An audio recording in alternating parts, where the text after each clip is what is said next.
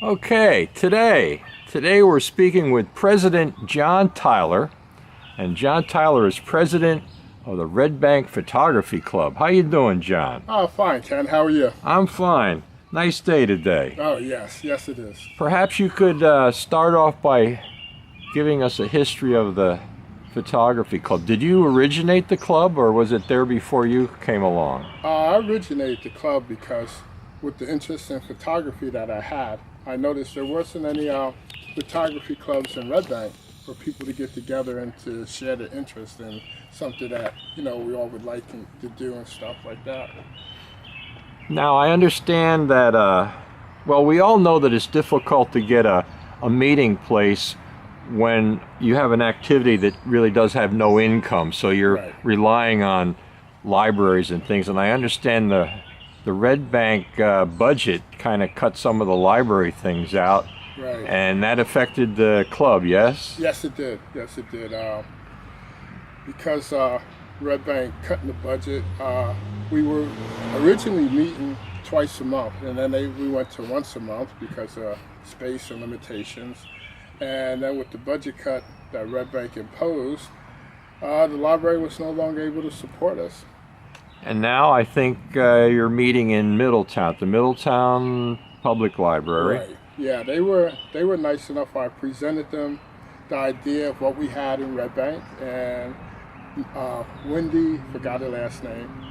I spoke with her, and she liked the idea, and she welcomed us to the library. So, the rest is just history from there. Now, because we're at a different venue, do you think the club name will have to be changed in some way, or do you think they'll accommodate a Red Bank activity in Middletown? I think so. Yeah. I'm kind of up in the air about changing the name since we're already established. We're established, and the everybody knows the Facebook, Right. and there's a lot of good stuff on. Everybody posts there. It would be a complete upheaval if you change. Oh, yeah. So, I figure we might as well leave it. We're already established as the Red Bank Photography Club, even though we know part of Middletown has a Red Bank mailing address. So I'm just using that as an excuse to say, why should we change it? It doesn't seem like people care whether we call ourselves the Red Bank Photography Club or not. It's just that we are in Middletown, and it makes it convenient for people to come there. So right. I figure we'll try it for a while and see what happens, and if we have to change it, then we will. Okay. How long have you been doing photography? How did it start? Oh, guess you're gonna find out my real age, huh?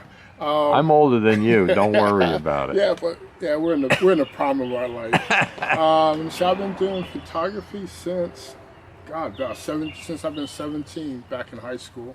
Man. I had a K1000.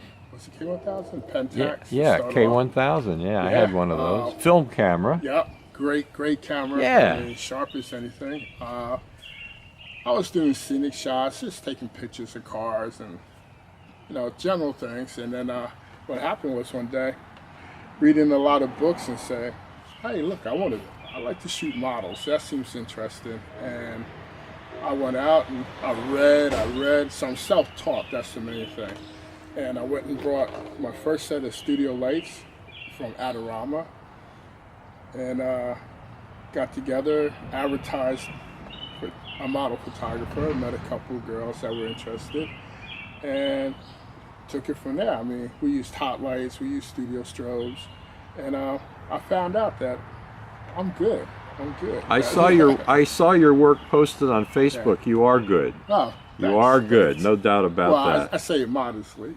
No, you don't have to be modest when you're that good. You're really good, so Now, when you were shooting film, were you shooting color or black and white? Oh, I shot both, Ken. I shot black and white, a lot of Kodak. Then I started using, Kodachrome. I started learning to develop black and white and color film at my house when I lived in Oh, you had your own dark room? Yeah, the kitchen. Now, the kitchen worked out great. You couldn't do color, could you? Yes. You did I could color. I could develop it, but I couldn't print it. That's what yeah. Yeah. What happened is after a while, I hooked up with Anthony in Belmar. It was photos by Anthony, and I showed him some of my work, and he said, "Well, why don't you come and help out in the studio?" So I went there for about a year, 2 years, working in the studio, learning little tricks with lighting. I did the whole Miss Jersey Shore pageant. I shot the Mac catalog for that. Did all the headshots. I practically just ran that part of the studio myself. It's like, here, John, here's the keys, all yours. Go ahead and do what you want to do. Very cool. So that brought me into medium format cameras. You had medium format cameras? Yeah, he had a RZ67 or RBZ67. Yeah. Okay. That was nice film camera. And when you had that camera, did you also develop your own film at the time? Oh yeah. His studio was pretty good. You could develop print. You were using his equipment. Yeah, I ended up using his Oh, equipment. you didn't have a medium format camera yourself. Oh no. Oh, no, okay. No. All right, that's cool. I wanted one, but now you do models, and what little I know about it is models can be very expensive. Now yes. you have an arrangement where you have new models and you exchange work. How does that work, John? Okay, a lot works out where a lot of work that I've done so far is based on, say, I put out a blog, and it's been mostly for trade, because I'll come up with a theme of what I want to shoot, and I'll ask people if they're interested in it, and a lot of times they like the idea because it's something different. So they're willing to take their time to come and work with me in exchange for either prints or put all the images on a disc form. So it works out really good, and if it gets really bad, like, we'll split gas money or something like that for them to come down. But as far as actually paying models, I don't pay models because, and it might sound wrong, it's something I want to do. So if they're willing to work with me, I'll trade with them for what they need. But and it's rough. It's rough for both of us. It's rough for the models because they got to travel, and it's rough for the photographers.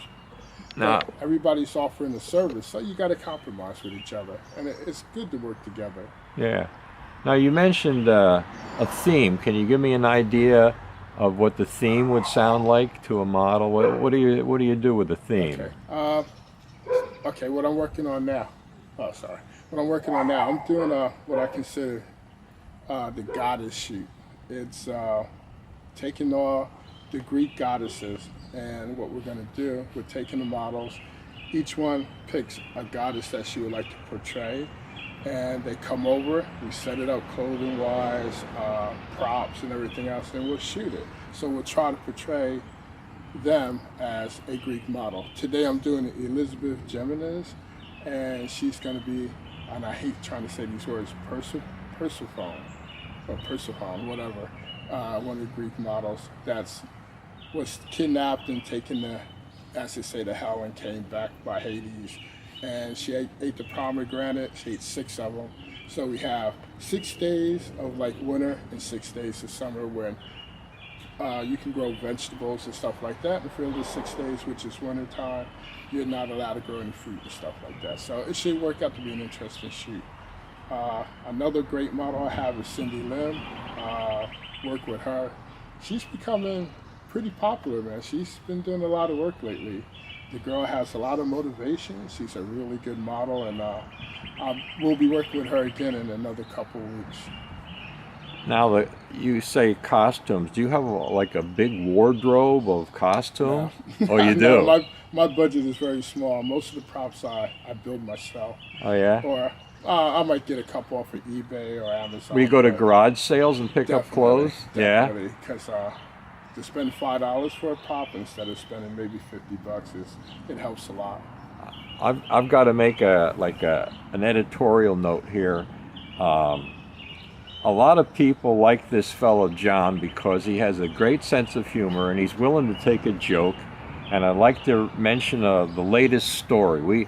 We go on these safaris and we went up to New York a couple of times, but the last time we came back, John was leading the pack as we got onto the train, and he was nice, he was trying to get us a car where we could all sit together. Yeah. So he gets in a couple cars and they're full boat. So we walk into the next one, full boat.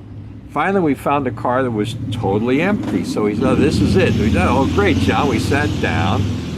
When the train took off, one of the guys says, it seemed to me when we came through the other cars, it was cooler in there.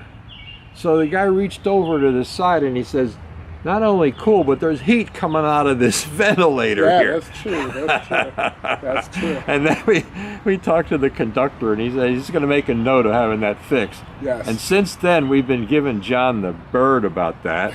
And Yeah, that's true. in fact, you posted a picture of an old rusted siding with train cars and they piled on. "John, is that the car we took from New York to Red Bank?"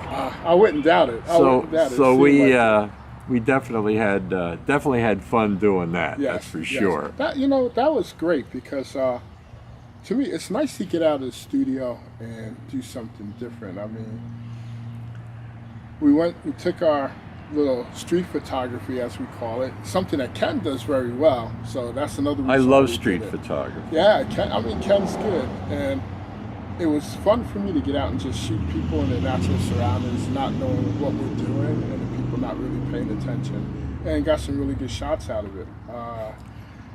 Hopefully, we're gonna get together and do another one in Red Bank, something, or take another train trip, and we'll invite people to come along with us and go out and just shoot people, walk in the streets or buildings or whatever.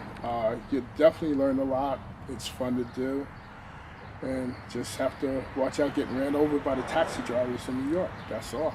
Now, these things we call safaris, is that your invention or is that a common name for outings? I think we just made it up. That is You a know, cool we just said name. We're going on the safari I mean, because it's I an remember personally going to the Asbury Park Boardwalk. We did a couple of walk-arounds at Red Bank and down Right. to the railroad station. And we did a couple of shoots in New York City, which is really great. Right. Yeah. So, and today we have, later on, we have one with an Onrust Dutch sailing ship Right. down in Red Bank, Right. and that's going to be kind of cool. So I really like those safaris. They're really, there's a lot of fun. They are, because I think the last one we did in Red Bank, it worked out pretty good because it was really weird. I think that day we started getting some fog rolling in. Yeah. So we got some really pretty cool shots with the train coming out of the fog at the station and things like that. I even used it on a business card. I think people should get in touch with us and join our club. Come and see what we're all about. And hey, you become great friends with a lot of people. You learn things. And like June the 30th, if you come to the library, we're having my friend Ron Liddig from Middletown, is New Jersey Paranormal Investigators. I gotta Okay. get that right. So if you're interested in paranormal stuff, photos and everything else, you should definitely come June the 30th at 7 p.m. at the Middletown Library. There you go. Now, in the world of Canon and Nikon and Sony, what are you using for equipment, John? Pentax Pentax. K20D. Yeah. And I also have, as a backup, old Olympus E500. I'm a Pentax man. I love Pentax.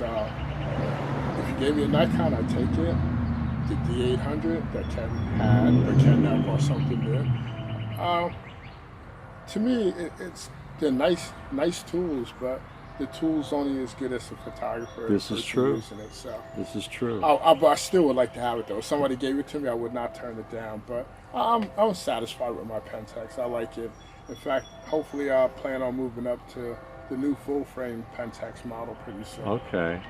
And that means, can you use all the old lenses? Yes, Ah, yes, okay. that's one thing. You know, Pentax, you can use the old manual focus Oh, yeah? lenses if you have to. Yes. Now, Excuse me just for a minute. That's the model taking the. Okay. what you're shooting models, head and shoulders and complete body shots and all that. What lenses do you? What millimeter lenses do you use? Let's see. Use my 35 to 85, 17 to 80, and I just got. What did I just get? 100 to 300. That you use for a head and shoulder I'm shot? going to try it today. Probably try it today when we go outside. Yeah. I'll use it. Yeah. Okay. But I like a long telephoto lens. As long as you don't go, say, maybe past 135 with it, it really gives you like good dimensions with the face and everything, and it doesn't flatten it or make the ears stick out and stuff like that. So. Well, okay, I appreciate that, what you've said today, John, and hopefully this video will come out and put it on YouTube, and we'll share it with all the people in the club, and thank you very much for your time. Well, Ken, you're welcome, and hopefully we get a chance to do something else. I would like to maybe have you come back, and when I set up a shoot with one of the models, maybe on the 18th when I'm shooting Cindy. And we'll just do a model, we'll model video. Sure. It's all set up, and we'll go ahead and do a couple of shots. That works. All right, well, thanks a lot, John. Appreciate it. You're welcome.